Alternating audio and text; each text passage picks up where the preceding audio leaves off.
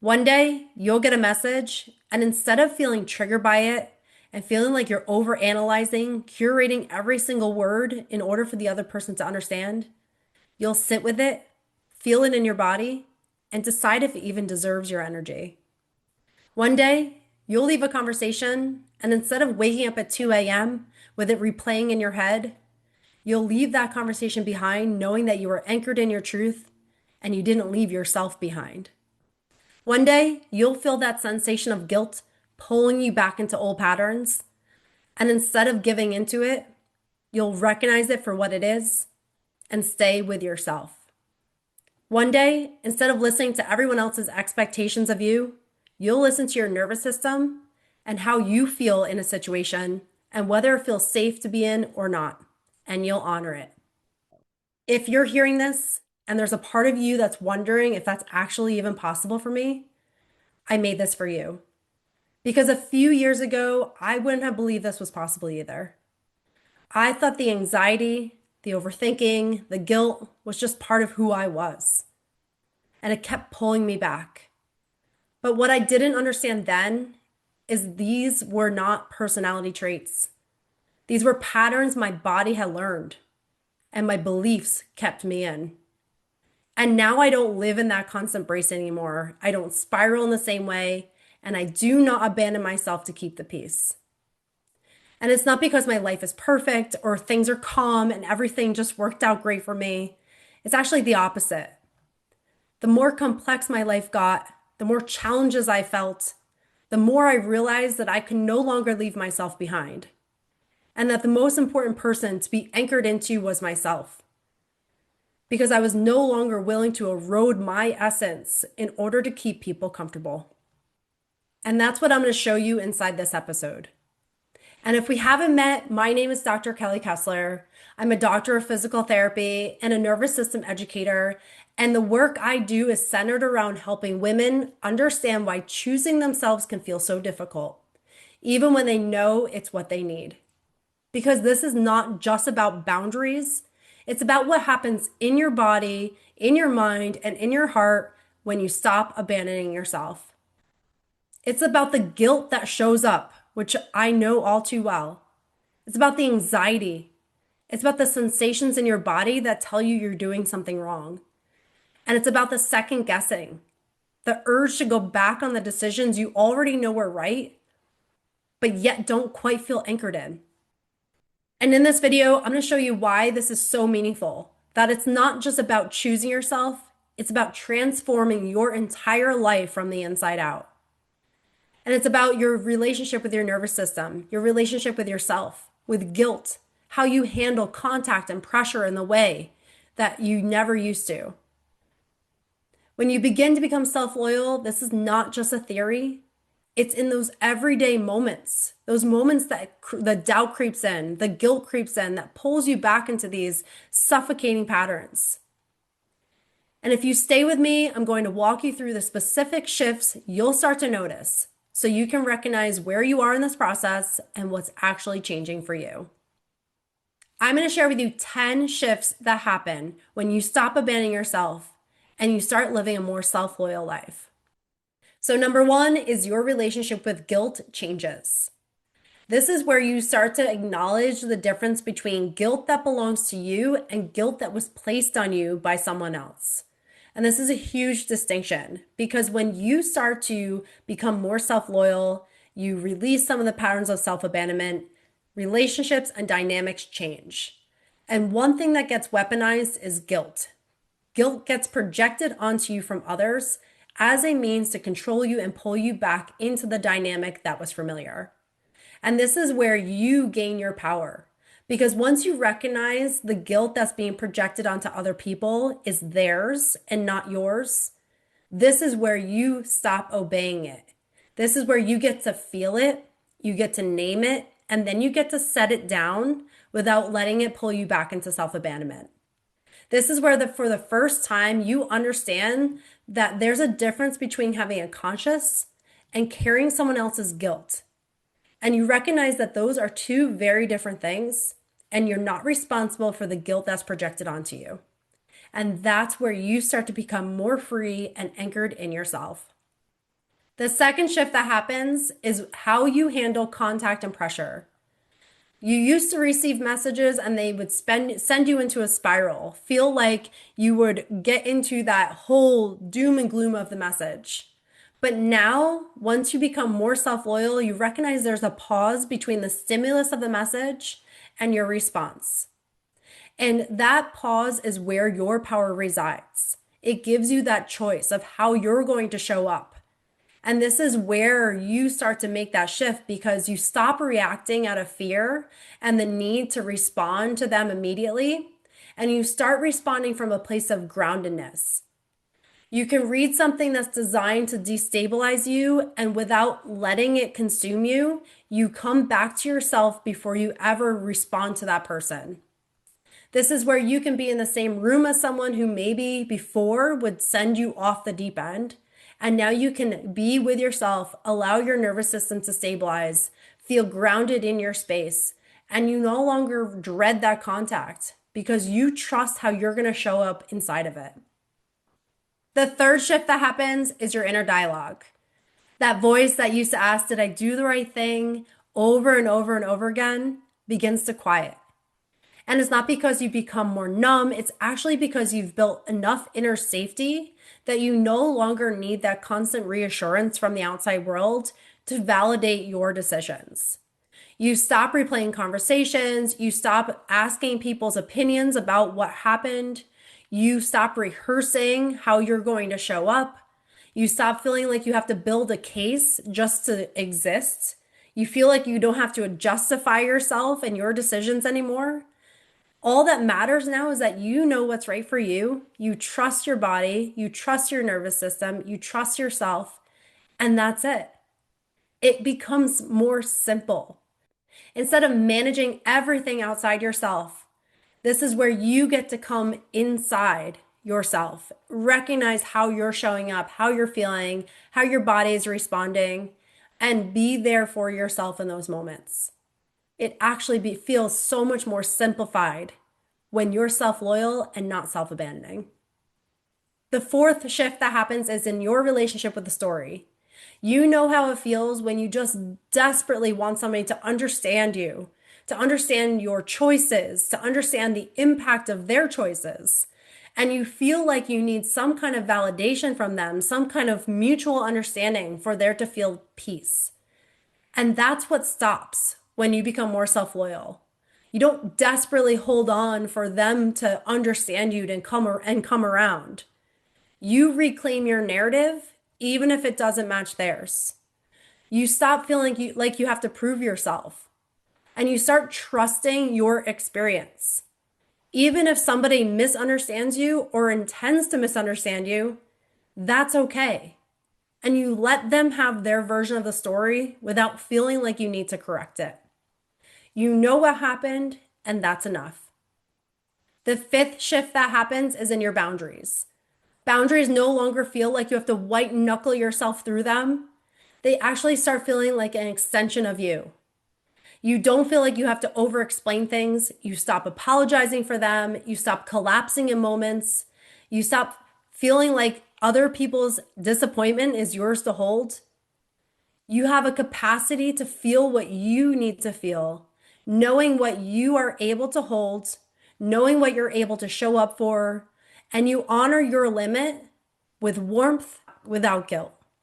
You realize that your boundary does not have to be delivered perfectly to be valued as long as you value it. And you see boundaries as more of an invitation that you are so valued within yourself, that there's so much love from within yourself that you are not willing to open your life up to everybody who wants to trample in it.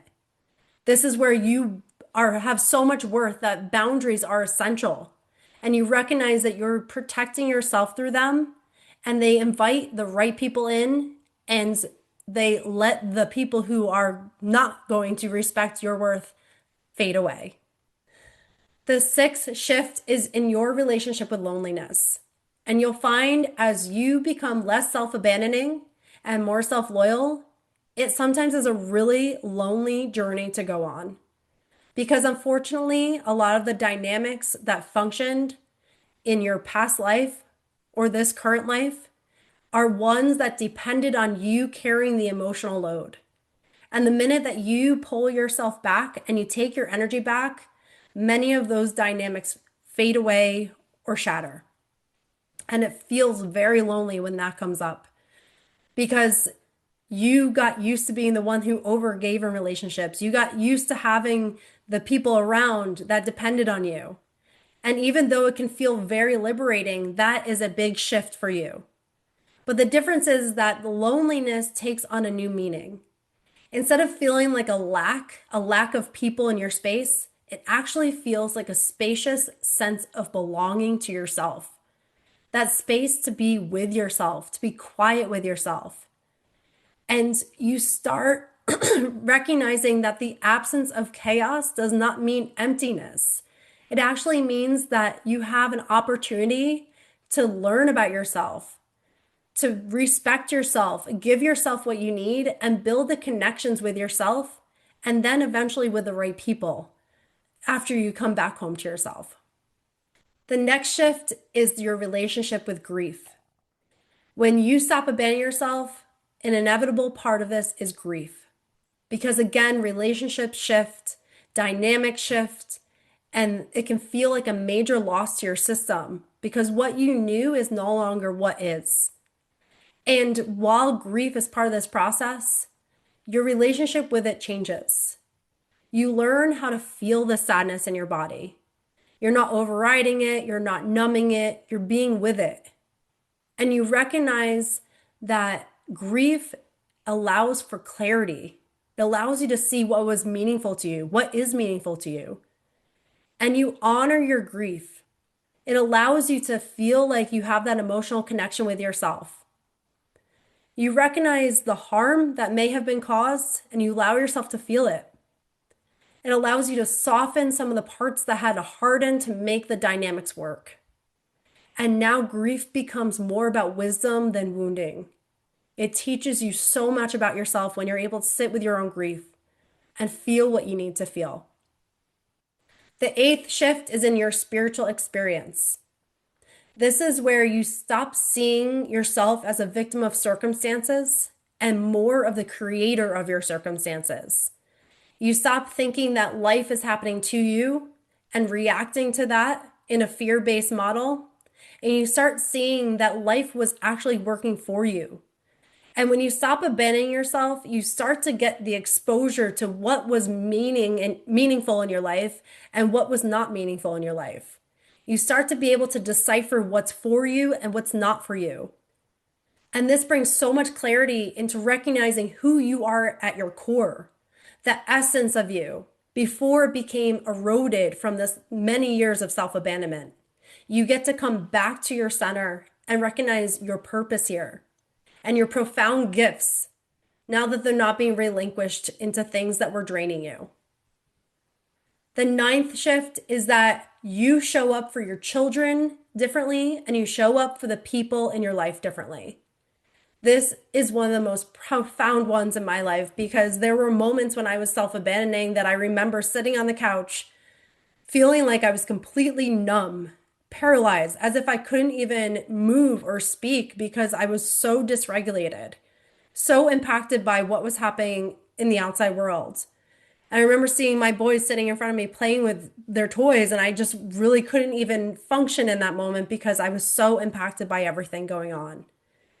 And that was not how I wanted to show up for them. And this became that powerhouse driving force in me to realize that I am worthy of more and I will come back home to myself. And this is a huge shift because when the pattern stops in you, it then stops in your children. And I was willing to feel what I needed to feel to break those generational patterns so that my kids could have a mom who demonstrated self-loyalty, who demonstrated dignity, self-trust, that they could witness what it means to feel your emotions, feel safe to feel your emotions, and be at peace with that. And this becomes one of the most quietly powerful motivators for you to keep going when you're self-loyal, because you see how when you change your inner world, the way you show up for your children also changes. And the 10th shift is your overall sense of self. You feel like you're at home with yourself again. And it's not because life is perfect or everything just fell into place. It's because even if the storm is going on outside, you feel so anchored in yourself. It's like having such a deeply anchored root system of a tree that no matter how big the storm is outside, that you are still anchored in yourself.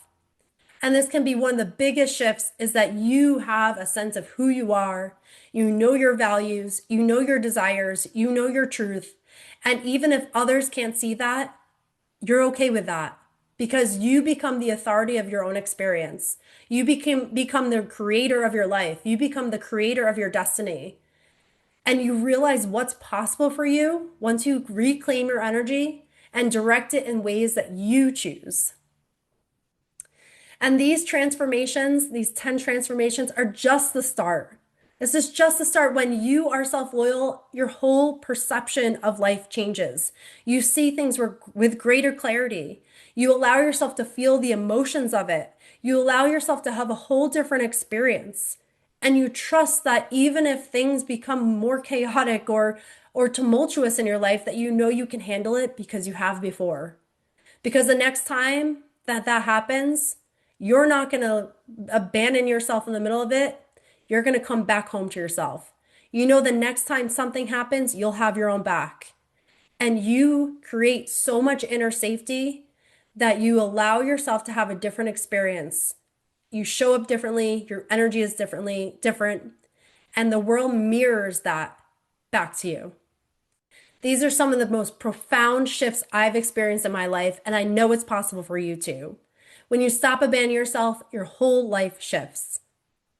If this has spoken to you and you're in the middle of choosing yourself, but yet feeling the pull back into your old ways of living, feeling like choosing yourself might have been the easier part of it, but staying with yourself is hard, that's why I created the Self-Loyalty Mentorship, to walk alongside you in this journey so that you can stay anchored in yourself. You can trust yourself.